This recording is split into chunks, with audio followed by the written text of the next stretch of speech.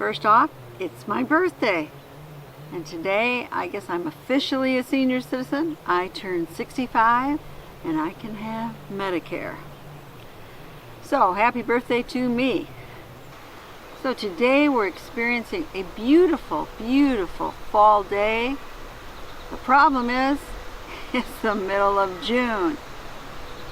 It did reach 72, but it got down to 40 something last night. Not our usual weather this time of the year. But it is great weather for actually getting something done.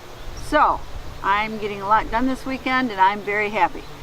But, somebody had said they were so glad they found my Homesteading channel. And it made me take a step back. Wait a minute, I'm not a homesteading channel. A homesteading channel is like Doug and Stacy, right? Somebody who lives off the grid. And it just kind of made me think a bit. Now, my mom and dad had me rather late in life. I was the fourth child, and my dad was 50 and my mom almost 48 when I was born.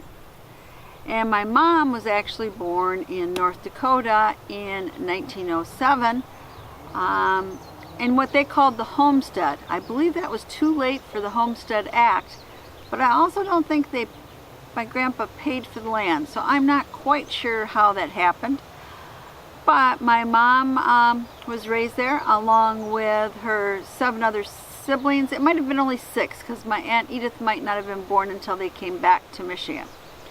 But that was truly a homestead. I remember her telling stories of how they would heat a stone or a brick in the fireplace and then put it in the bed with them, and all the girls would sleep in the same bed to try to stay warm. I mean, there was a little insulation, and believe me, North Dakota got and still does get very, very cold. And in the winter, my grandpa would have to string a rope from the house to the barn, so the snow could be drift so high and it could be hard to see, and to make sure he could make it back and forth from the barn to the house because the snow was that high. And she told me a lot of stories. I mean, back then, that was true homesteading. There was no electricity even available, right? And they were very far from the city. I remember by wagon, it took over a day to go to the doctor. So when I think of homesteading, I think of something like that. Living kind of out, not necessarily in the wilderness, but rural, away from others, and being pretty darn self-sufficient. Now, were they totally self-sufficient? Of course not. Some of them made the kerosene for their lanterns and, the tools that they used.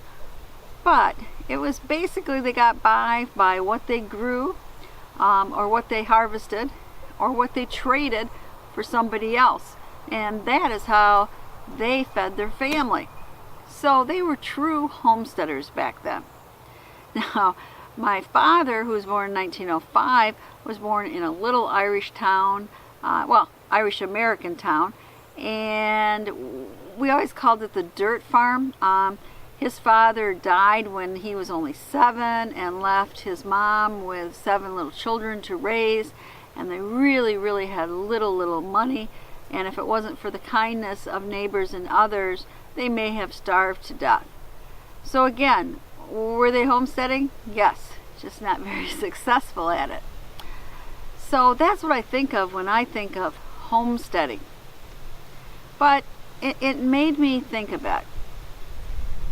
I think in people's minds today, if you do canning and dehydrating and raise chickens and do things like that, you are a homesteader. Now, that's not my vision of a homesteader, but it might be yours. To me, these are things we just do to make our life better.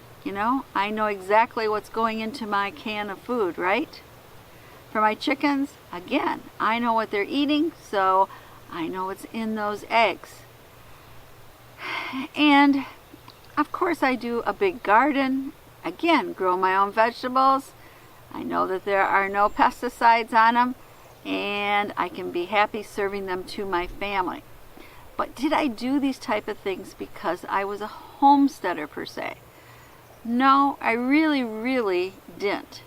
Now, I was talking to somebody and they said that homesteading is a journey. You know, you can be a homesteader when you start out in an apartment.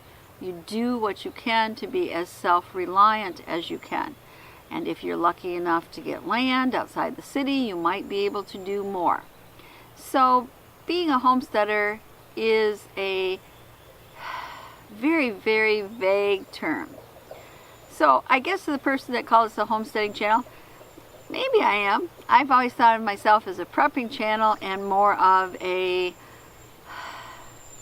I guess, just a home channel. What can you do to make your life a little bit better for you and your family, and to keep your family safer? Now, I have in the past made my own soaps. I have made all my own cleaning detergents. I have sewed all of my oldest child most of her clothes when she was young. I have done a lot of things which is kind of considered now homesteading, but you know, it used to be just considered homemaking. So when I think about it, I think I'm a little bit more of a homemaker's channel than a homesteading channel.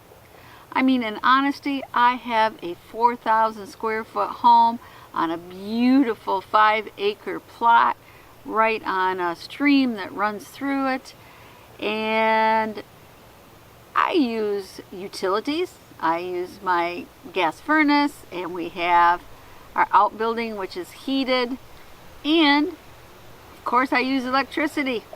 And I wish we had more solar power, but we don't. So can I cook in a solar oven? Yes, I can. But do I? No, usually I use my convection oven or my barbecue. It's just easier for me. So I don't live up to those strict homesteading requirements, you know. And even most homesteaders, let's admit it, they are striving towards self-reliance. But it is the rare homesteading channel that can be totally self-reliant. I mean, we all have to use tools or other things made by others who are living in the city or elsewhere and working in factories, so we can have those tools. So to be truly self-reliant is unusual. Maybe if you're more of a mountain man or something like that. I don't know. But I don't think you have to be totally self-reliant to be a homesteader.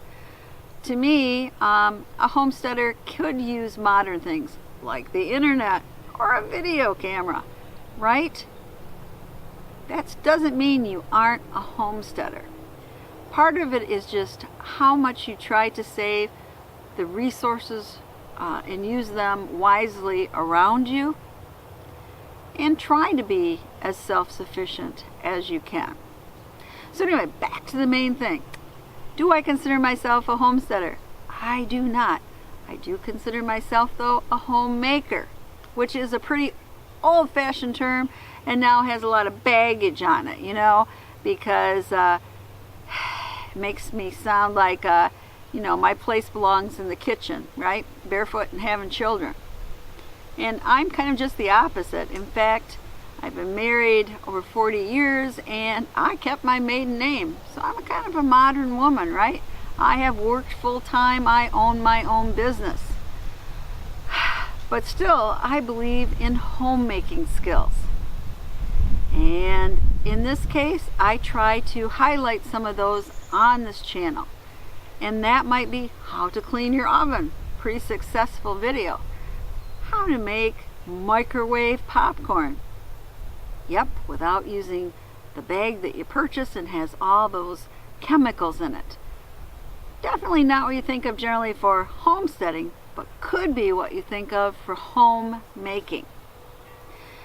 And I try to relate my everyday chores, what I do. I believe in having a full pantry for my family. I try to prepare as best as I can for any emergency. But to me, that's just part of being a good homemaker. So I'd love to know what your thoughts are. When you see my channel, what do you see? Do you see a prepper channel? Do you see a homesteading channel?